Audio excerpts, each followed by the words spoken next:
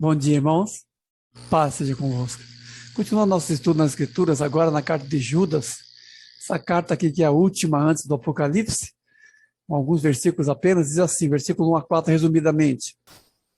Amados, me senti obrigado a corresponder-me convosco, exortando-vos a batalhar diligentemente pela fé que uma vez por todas foi entregue aos santos, pois certos indivíduos se introduziram com dissimulação, que transformaram em libertinagem a graça de nosso Deus e negam o único soberano e Senhor, Jesus Cristo.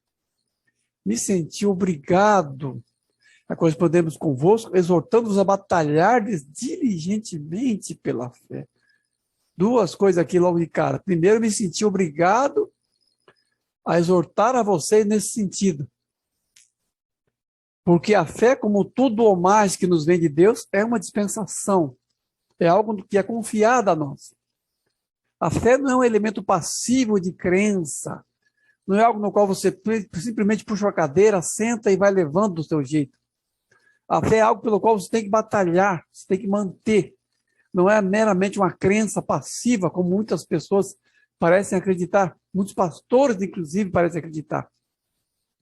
Eu me lembro que por volta dos anos 90, meados dos anos 90, vindo da Foz do Iguaçu, vinha um fenômeno que já tinha visto em outros lugares, que eram aquelas correntes teológicas bizarras que haviam naquela época, com várias ênfases distorcidas, e um modo acrítico, e um modo assim, passivo e acrítico com o qual os pastores embarcavam naquelas ondas. E eu ficava pensando, meu Deus, ainda que esses pastores não sejam mestres, ainda que esses pastores não sejam realmente assim, não tenham o dom de ensinar, mas será que pelo menos não tem um mínimo de zelo para perceber as distorções e evitar que elas entrem na igreja? E as ondas vinham e saíam espontaneamente, sem que ninguém fizesse frente. As poucas pessoas que exortavam contra aquelas coisas de batalha espiritual, de que é maldição, de queimar papelzinho, aquelas bobagens, as poucas pessoas que falaram contra aquilo, teologia de prosperidade, já naquela época, eram rechaçadas pelas pessoas que achavam que eles estavam dividindo a igreja, que eram desamorosas, bobagem em cima de bobagem. E aqui a exortação é batalhar pela fé que foi entregue aos santos. Para quê? Para que nenhuma distorção se insurja. Porque a fé não é só uma crença passiva. A fé é todo um composto doutrinário também. É assim que é chamado de fé na Bíblia. A fé não é só aquela chave, aquele mecanismo místico de se obter coisas, como as pessoas erroneamente acreditam, até confundindo fé com mentalização, pensamento positivo e outras bobagens. A fé também é imbuída de um composto doutrinário, que é a doutrina dos apóstolos, que é essa doutrina, que é aquilo que nos foi legado pelos apóstolos nas Sagradas Escrituras, no Novo Testamento. Eu tenho que esclarecer alguns equívocos sobre isso. Nós temos que batalhar pela fé. E aqui a exortação de Judas é para as pessoas de maneira geral, não está nem escrevendo, talvez nem para os líderes propriamente dito, mas para as pessoas manterem e preservarem a sua fé. Por quê? Porque muitos estavam introduzindo dissimuladamente heresias no meio deles. E aqui a palavra dissimulado significa distorção sutil, que é e sempre foi o principal ardil de Satanás. Ele não mente descaradamente, ele mente sutilmente. E a complacência dos pastores é uma complacência perigosa, essa omissão que existe, de não ter zelo doutrinário, de não examinar as escrituras para ver se as coisas são de fato assim, como os bereanos faziam em relação a Paulo. E as pessoas vão lendo a escritura, vão lendo tudo quanto é bobagem, ouvindo coisas na internet, e vão simplesmente engolindo tudo, parecem um bando de avestruzes, vão enfiando a cabeça em qualquer coisa, engolindo qualquer lixo, acriticamente. Vindo de ovelhas, isso é mal, vindo de pastores é péssimo. Porque aqui Judas diz que se sente obrigado a exortar nesse sentido. Porque essa batalha é a batalha dele pessoalmente. Pessoas que pregam distorções, pessoas que vão levando as pessoas para tudo quanto é vento de doutrina, agitado de um lado para o outro para tudo quanto é vento de doutrina. Isso acontece e, infelizmente, tem acontecido na igreja. E agora, ultimamente, inclusive, estão transformando a graça de Deus em libertinagem, exatamente como é o teor desta exortação. transformam em libertinagem a graça do nosso Deus e negam o soberano Senhor Jesus Cristo. Por que negam? Porque aquele que ultrapassa a doutrina de Cristo não tem Deus. João já falou isso. E a doutrina é a doutrina do Evangelho, não é qualquer coisa, não é esse evento de doutrina que se fala por aí.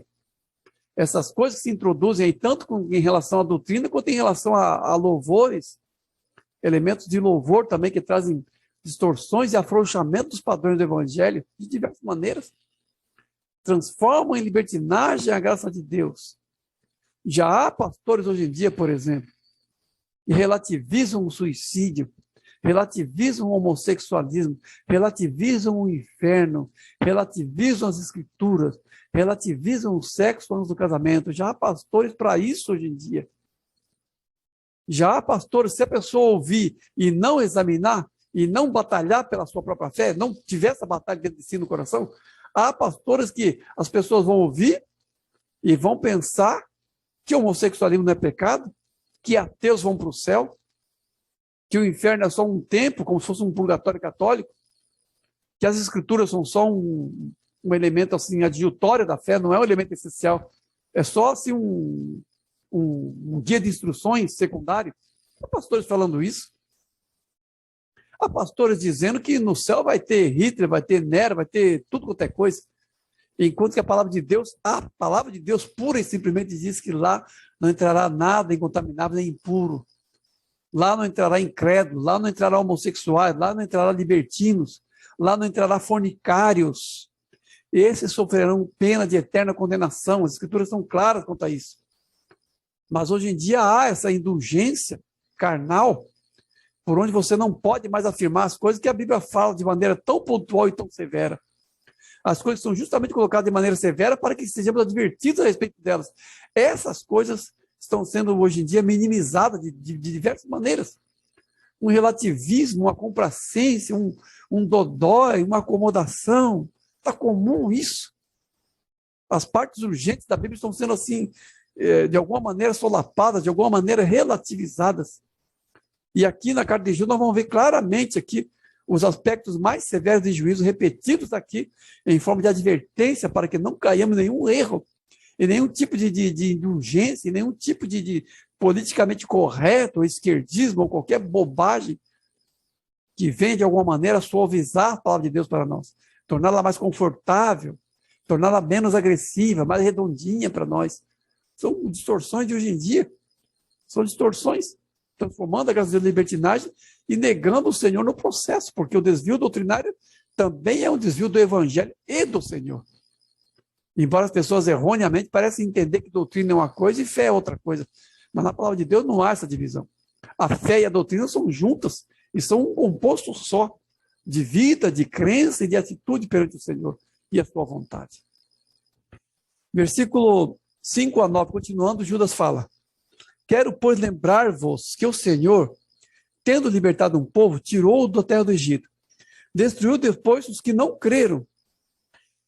E os anjos que não guardaram seu estado original, ele tem guardado sob trevas, em algemas eternas, para juízo do grande dia.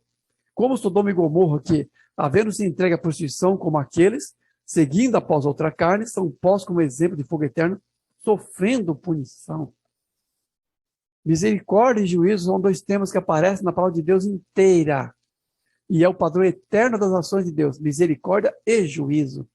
É por isso que as escrituras falam da graça de Deus, falam da bênção de Deus, falam do amor de Deus, mas também falam do juízo de Deus. Porque esses compostos existem conjuntamente. E quando Judas fala, quero lembrar-vos, ele está querendo dizer, olha, irmãos, existe um juízo à espera, tá? Não vão levando a coisa assim na maré mansa, porque tem um juízo lá na frente esperando por nós. É isso que Judas está dizendo aqui. Quero lembrar-vos disso. Que o Senhor que tirou o povo do Egito, o Senhor que deu o maná, o Senhor que fez aparecer uma coluna por causa do frio à noite e a nuvem por causa do calor de dia, aquele Senhor lá que tirou o povo do Egito e deu todas as condições para a sua peregrinação no deserto, também julgou as pessoas que, apesar disso tudo, não andaram segundo a verdade de Deus, não andaram segundo a sua vontade. E esse é um padrão eterno. A mesma palavra está para nós, acrescido de um maior grau de responsabilidade, acrescido de um maior grau de implicação e de condenação. Assim como também foi acrescido de graça, foi também acrescido de juízo. E Judas aqui está mencionando o povo lá no Egito, querendo dizer justamente isso. Que o Senhor tira, o Senhor liberta, o Senhor dá graça, mas também julga os rebeldes. Também julga e julgará os rebeldes.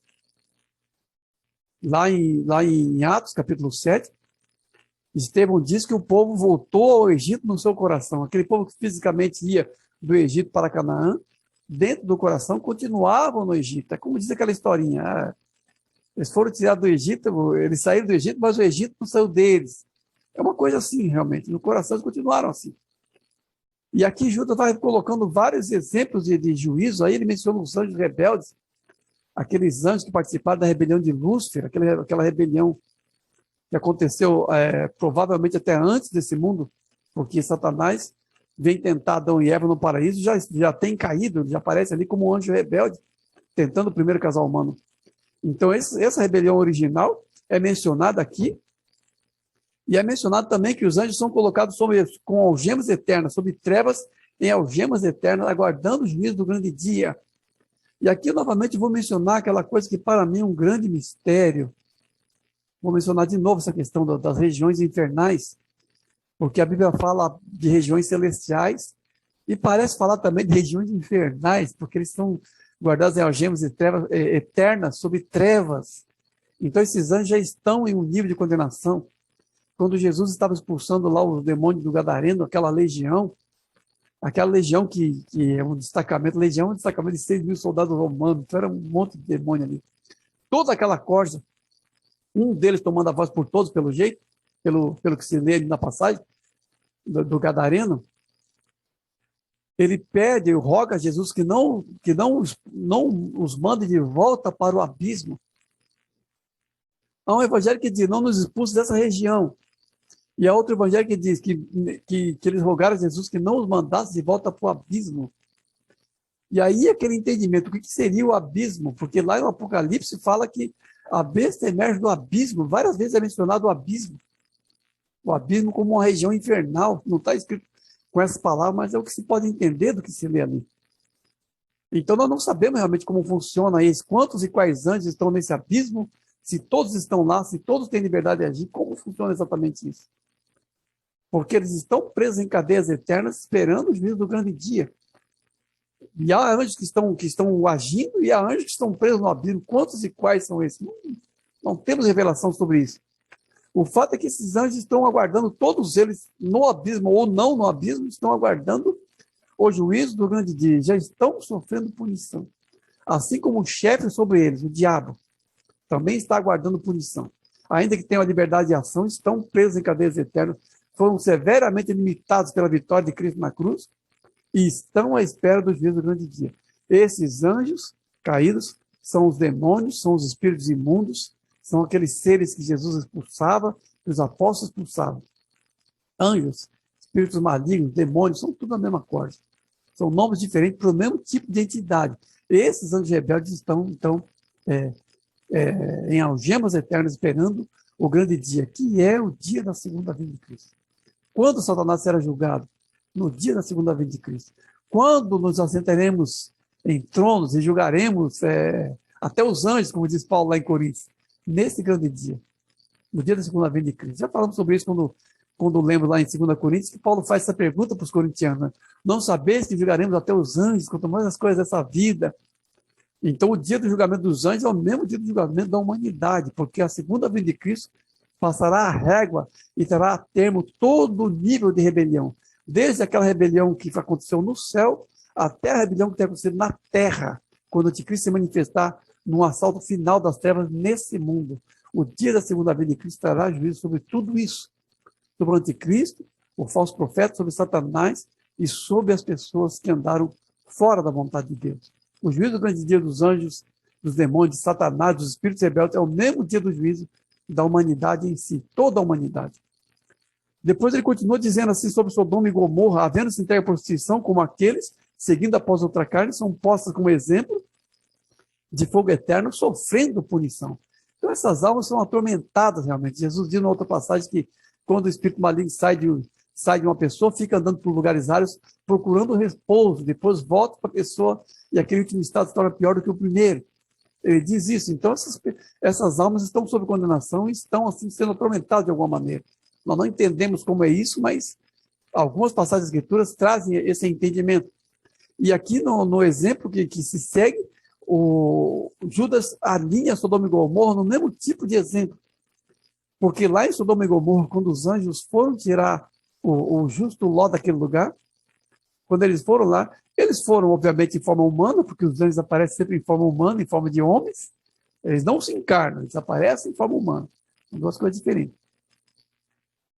E ali eles são vistos como homens, e os homens de Sodoma acham que são homens como eles, porque é dessa forma que eles os veem, e tenta agarrar aquelas pessoas, chegam a Ló e dizem atrás para fora os forasteiros, deixa de abusar deles também, carne nova no pedaço, é mais ou menos assim, uma coisa realmente assim, extremamente nojenta e antinatural, um desejo carnal de homens por homens, e um desejo de violação de pessoas que estavam ali, debaixo do teto de Ló, considerando uma coisa sagrada a hospedagem de Ló, até ofereceu as filhas, porque para ele é uma profanação excessiva, maior até do que o ataque às suas próprias filhas, era a violação dos hóspedes que estavam na casa dele. Então, assim, estranho que era a situação na época. Você tem que ver a luz do contexto da época também. Para nós é extremamente bizarro tudo isso. O fato é que eles arderem desejo após outra carne, esse de Sodoma e Gomorra. E aqui Judas faz assim um paralelo, uma equiparação do fato deles terem esse desejo antinatural com o abandono do principado por parte dos anjos rebeldes. Porque o pecado assim homossexual é um abandono da ordem natural de Deus, um nível mais aprofundado de pecado, aonde se sai até da própria ordem natural de Deus. Enquanto que os anjos rebeldes fizeram isso, abandonaram o seu principado, saíram do seu lugar e distorceram a função para a qual eles foram criados originalmente por Deus. E Judas faz um paralelo entre essas duas atitudes. A atitude daqueles de Sodoma com a atitude dos anjos quando abandonaram o seu principado. Pelo pecado, eles saíram do seu estado original. Ambos fizeram isso. Os homens de Sodoma por esse desejo perverso e antinatural, e os anjos também se rebelando contra Deus e abandonando o seu lugar na ordem criacional de Deus. E há um tremendo juízo para ambos os grupos. São exemplos de fogo eterno sofrendo punição. Então, existem esses anjos que estão condenados em algemas eternas, de um nível ou em outro, ou em abismos infernais, ou, de alguma maneira, sofrendo punição, e aqueles de Sodoma e Gomorra que já estão nesse momento sofrendo punição e aguardando aquele grande dia do juízo final. Ambos estão já sob punição. Depois, continuando, versículo 10 a 16, ele continua dizendo assim: esses, porém, quanto a tudo que não entendem, difamam. Ai deles, porque prosseguiram pelo caminho de Caim, e movidos de ganância, precipitaram no erro de Balaão, e pereceram na revolta de Coré. São como rochas submersas em vossas festas de fraternidade, pastores que assim mesmo se apacentam. Quanto a esses que profetizou Enoque, dizendo: eis que veio o Senhor para exercer juízo contra todos. Difamam aquele que não entende. Ai deles. O que é comum hoje em dia? O que é comum hoje em dia? O desprezo pelo sagrado. Difamam o que não entendem. Porta dos fundos, liberalismo, pensamentos esquerdistas. Igrejas sendo queimadas em manifestações. Difamam o que não entendem. É um nível grande de apostasia esse. O desprezo pelo sagrado, o desprezo por aquilo que representa a Deus nesse mundo. Não é tanto questão assim de se queimar prédio, mas a igreja física não é nada, algumas pessoas vão dizer. Não se trata disso. Se trata do elemento simbólico em que queimando as igrejas se sinalizam tendência nesse mundo a partir de agora. É isso que nós temos que entender. Não o fato, assim, o entendimento assim minimizante, mas o fato em seu nível representativo. É muito mal que hoje em dia se torne comum a zombaria de Jesus, a zombaria das coisas sagradas, e o queimar e derrubar igrejas. É sintomático de um aprofundamento do desvio. Pessoas que difamam o que não entendem, ou desprezo pelo sagrado, ou por tudo aquilo que de alguma maneira representa o sagrado. É um grande sinalizador desta época. Dessa maneira nós temos que entender os fatos do nosso tempo. nesse ano de 2021, agosto de 2021. Nós temos que entender isso, entender a nossa época, entender isso que Judas está falando que aconteceu no tempo dele, está acontecendo em escala global hoje em dia. Há protestos por aí e igrejas sendo queimadas, igrejas sendo derrubadas em vários lugares. A grande mídia não divulga, mas nós temos que entender o que está acontecendo. Os sinalizadores dessa época, em que algo que acontecia em um nível menor no primeiro século, agora está se expandindo. A grande apostasia está bem aí. E o composto dessas coisas que Judas está falando estão se tornando uma escala global de fatos sinalizadores do fim. E Judas fala, por exemplo, aqui do caminho de Caim, fala do erro de Balaão e fala da revolta de Coré. São três elementos representativos dessa tendência de se difamar, de se apostatar, de se desviar ou de se rebelar contra a vontade de Deus. O caminho de Caim é a religião vazia, é a expectativa de ausência de punição sem o abandono do pecado. Porque o que está acontecendo hoje em dia é isso. O cristianismo e mesmo o evangelho está sendo esvaziado de tal maneira que as pessoas estão tirando as expectativas de juízo para as pessoas que vivem em pecado. Como falei agora há pouco, não há punição para fornicário, não há punição para homossexuais, não há inferno para suicida, não há condenação para ateus, não há mais. É o caminho de Caim isso. Porque quando Caim praticava a sua religião vazia, ele não era aceito por Deus. Porque o sacrifício que ele fazia era um sacrifício vazio, não era acompanhado de fé, não era como seu irmão Abel que fazia o sacrifício e adorava a Deus no coração. Não. Caim só fazia um sacrifício externo. E Deus o advertiu disso, olha, se você proceder bem, você será aceito. Por quê? Porque só o sacrifício não é nada, a parte externa da religião não quer dizer nada. A questão está no coração, o erro. E Balaão fez o quê? Prosseguiu nesse caminho e matou o seu irmão. E quando veio a voz do juízo de Deus, o que Caim fez? Se arrependeu? Pediu perdão? Não. Pediu a Deus que ele não fosse punido do seu erro. E Deus o colocou uma marca, que é um mistério que seria essa marca, mas Deus colocou uma marca em Caim. E Caim foi poupado misericordiosamente de ser morto por alguém. Viveu muito tempo aí, construiu estradas e aperfeiçoou várias coisas no sentido tecnológico. Vários filhos de Caim fizeram grandes coisas, assim, humanamente falando, mas eram pessoas ímpias. O caminho de Caim foi seguido pelos filhos dele. O caminho de Caim é essa religião vazia que está se manifestando hoje em dia. Esse cristianismo pós-moderno que minimiza questões de juízo e faz com que a religião seja algo vazio e sem nenhum padrão ético, como se o evangelho e a justiça fossem duas coisas completamente dissociáveis. Não precisa ter santidade, é só adorar Jesus e não precisa ter santidade. Esse é o caminho de Caim. E é nesse caminho que a igreja tem andado ultimamente. Pastores liberais e relativistas estão levando as pessoas para o caminho de Caim, que é essa religião vazia, que anseia por uma ausência de punição sem o abandono do pecado. Depois também tem o erro de Balaão, que é justamente o mal eclesiástico, próprio desses dias também. Muito comum. O ministério mercenário, vendido e adaptado. O evangelho pregado a gosto do freguês, a toque de caixa. Venha para Jesus e realize seus sonhos. Venha para Jesus e não perca nada, só ganhe. Tenha lucro. Evangelho mercenário, esse é o erro de Balaão. O evangelho mercenário, vendido e adaptado. Que haja algo de legítimo realmente no sustento do ministério, que operar é digno de salário, isso o Senhor disse. Paulo repetiu também depois. Mas pastores milionários, pastores coach, pastores com fazenda, pastores com cabeças de gado, figurando na revista Forbes, isso não. Isso é o erro de Balaão, isso. É o erro de Balaão. O evangelho é adaptado ao gosto de freguês e gerando uma riqueza assim que não é próprio do evangelho, nunca foi. Esse é o erro de Balaão. E a revolta de Coré é um anseio de domínio sem o aval do Senhor. É outro problema também que é típico da liderança, esse problema, a revolta de Coré. Porque pastores estão discutindo entre si, pastores estão disputando liderança, estão se expurgando uns aos outros e causando grande escândalo no meio da igreja. Pessoas que querem a liderança sem o aval do Senhor, querelas de liderança estão aqui. Porque Coré era um líder, não é que ele não era líder, ele era um líder sim. mas ele era um líder dentro de uma esfera delimitada por Deus. O que ele fez? Ele quis mais do que aquilo que Deus tinha deixado para ele. E provocou uma rebelião lá na época de Noé. Lá em Números está narrado a rebelião de Coré, Datã e Abirão. Está lá em Números, a narrativa. Números 22, se não me engano.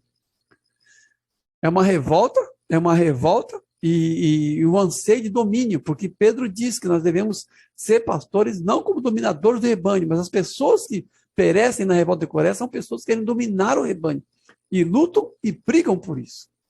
De modo que Caim, Balaão e Coré são representativos de todos os desvios da fé possíveis hoje em dia. São representativos disso. Né? São representativos disso. E essa revolta, ela é o composto total da apostasia final que virá e que será desaguada no juízo final. A apostasia final que desaguará no juízo final. Coré, Caim, Balaão e Coré, esses três são representativos de todos os desvios que existem na igreja hoje em dia. O caminho de Caim como religião vazia, as pessoas ouvindo o que querem, fazendo do jeito que querem, o ministério mercenário, pastores que vendem-se ministerialmente, ficam ricos e fazem do ministério negócio, pastores que apacentam a si mesmos, como diz a passagem, e as questões de mando e de poder, a revolta de Coré, questões de mando e de poder no meio da igreja, brigas por causa disso. Tudo isso virá sobre essa geração na forma do juízo, porque são compostos da grande apostasia que será julgado no final de tudo. E aí Judas menciona Enoque, quanto a esse que profetizou Enoque, dizendo, eis que veio o Senhor para exercer juízo contra todos. Tudo isso será julgado na vida do Senhor, porque o juízo do grande dia aqui é a segunda vinda de Cristo. Esse grande dia que os anjos estão esperando para serem condenados, esse grande dia é o mesmo dia que vai também exercer juízo sobre o erro de Balaão, sobre o caminho de Caim, sobre a revolta de Coré. É o mesmo dia. Todos serão julgados nesse mesmo dia. Percebam isso aqui. Os anjos serão julgados nesse dia. E os rebeldes serão julgados nesse dia. Toda apostasia e todos os desvios serão julgados no mesmo dia. E aqui tem uma citação de Enoque. Citação de Enoque. Enoque é um livro apócrifo. Já falamos sobre Enoque aqui uma outra vez. Enoque é um livro que extrapola uma passagem que está lá em Gênesis 6. Gênesis 6 diz que os filhos de Deus e as filhas dos homens tiveram filhos. E aí... naquele tempo havia gigantes, aí as pessoas começaram a dizer que os filhos de Deus eram anjos que transaram com mulheres, casaram com mulheres e geraram gigantes. Os gigantes seriam uma raça híbrida entre mulheres humanas e anjos, e aí nasceu gigante por causa disso. Essa história é extrapolada no livro de Enoque, lá em Gênesis 6 não está escrito isso, mas o livro de Enoque pega aquela passagem de Gênesis 6 e, como todo livro apócrifo, exagera e coloca elementos pagãos em uma narrativa bíblica. Por isso que é livro apócrifo. Então, esse livro de Enoque não é um livro que faz parte das Escrituras. Não faz parte das Escrituras. É mencionado aqui, mas não faz parte das Escrituras. Qual o problema disso? Não é problema nenhum, na verdade, porque há outras passagens de outros livros apócrifos que são mencionados por Paulo. Nesse livro mesmo de Enoque, entre os exemplos de rebeldes, é mencionada a disputa de Miguel com Satanás a respeito do corpo de Moisés. Eu não mencionei na passagem aqui para não ficar muito longo, mas há um trecho de um livro chamado Assunção de Moisés, que é um outro livro apócrifo mencionado por Judas. E aqui esse trecho é mencionado Enoque. Enoque é aquela pessoa que viveu lá pouco antes da época de Noé e que andou com Deus 365 anos e foi arrebatado sem ver a morte. Enoque não morreu, foi levado por Deus ao céu diretamente. Assim como Elias, muito tempo depois, também subiu ao céu num carro e cavalos de fogo, lá em 1 Reis, está escrito isso. 1ª ou 2ª Reis, acho que é final de 1 Reis. Então, essas duas pessoas, Enoque e Elias, não passaram pela morte. Então, obviamente, que esse livro de Enoque aqui não foi escrito por Enoque, porque Enoque é um personagem antediluviano, e esse livro que é mencionado aqui por Judas, atribuído a Enoque, na verdade, apareceu no segundo século antes de Cristo, uns 200 anos antes de Cristo apareceu esse livro. Então, obviamente que não foi escrito por Enoque, né? Mas é um livro mencionado por aquele que ele traz escriturístico, porque se Paulo cita autores pagãos e livros apócrifos, se Judas cita e outros autores também citam livros pagãos e livros apócrifos, citam apenas de acordo com aquilo que é escriturístico. E aqui é curioso, porque essa passagem do livro apócrifo de Enoque, esse livro que não faz parte da escritura, Um livro realmente estranho, bastante estranho, esquisito esse livro, quem já leu sabe disso. Mas esse livro aqui tem esse trecho que diz: eis que meu Senhor com suas santas medidas para exercer juízo, que é uma passagem que fala da segunda vinda de Cristo. Então, apesar desse livro ser apócrifo e estranho em muitos sentidos, mas ele traz um trecho que corrobora a parte escriturística. Então, o livro apócrifo ele serve para abalizar, abalizar questões escriturísticas, né? Eu uso esse seguinte critério: eu vou das escrituras para o apócrifo, e nunca do apócrifo para as escrituras. Porque esse mesmo livro de Enoque, que tem pessoas que acreditam nessa história de anjo transar com mulheres e nascer gigante, acreditam nessa história baseada no livro de Enoque, sendo que a Bíblia mesmo não fala isso. A escritura não fala realmente isso. Mas eu não faria esse tipo de leitura, eu não me basearia no livro de Enoque para depois entender algo da Bíblia. É sempre da Bíblia para o apócrifo, e nunca o contrário. Se Judas menciona essa passagem de Enoque, menciona porque aqui ele se alinha com o que é profetizado na palavra de Deus, que é a segunda vinda de Cristo, como o dia em que todas as coisas serão julgadas. Nós vemos aqui duas passagens falando isso: o juízo do grande dia contra aqueles anjos que estão em prisões eternas, contra os anjos rebeldes, e aqui também o mesmo juízo do grande dia, que é a segunda vinda de Cristo, contra todos os rebeldes humanos. Esse será o mesmo dia em que tudo e todos serão julgados na segunda vinda de Cristo. É isso que Judas está falando aqui, advertindo-nos que haverá esse grande juízo no final da nossa carreira aqui nesse mundo, no final da humanidade haverá esse juízo. Tá? Depois no versículo 17 a 25, terminando, diz assim: vós, porém, amados, edificando-vos na vossa fé santíssima, orando no Espírito Santo, guardai-vos no amor de Deus, e compadecei-vos de alguns que estão na dúvida, salvai-os, arrebatando-os do fogo. Vós, porém. Então, aqui, assim, é como é que eu vou dizer, uma cláusula excetiva, assim, um contraste, porque se existem todos esses desvios aqui, desvios de anjos, desvios de pessoas, infelizmente, da igreja, de lideranças e pessoas que relativizam o evangelho, se existe todo esse quadro de desvio que tem acontecido na época de Judas e que tem se aprimorado em nossos dias, se existe tudo isso, nós temos que ser daqueles que guardam a fé e vigiam sobre a fé, vigiam sobre a doutrina, vigiam sobre a fé, orando no Espírito. Esse contraste que já acontecia na época de Judas vai se tornando cada vez mais evidente à medida que chegamos no fim de todas as coisas, à medida que nos aproximamos daquele dia do juízo, da revelação do Senhor, da revelação do anticristo primeiro, depois da revelação do Senhor. Essas coisas vão aumentando cada vez mais o contraste. Cada vez mais, então, devemos estar orando e vigiando, cada vez com mais intensidade, orando no Espírito Santo. Aí Paulo fala lá na carta aos Coríntios: orarei no Espírito, orarei também com entendimento, cantarei com o Espírito, cantarei também com entendimento. Então, orar no Espírito aqui é orar. Paulo diz também que ora em língua edifica-se a si mesmo.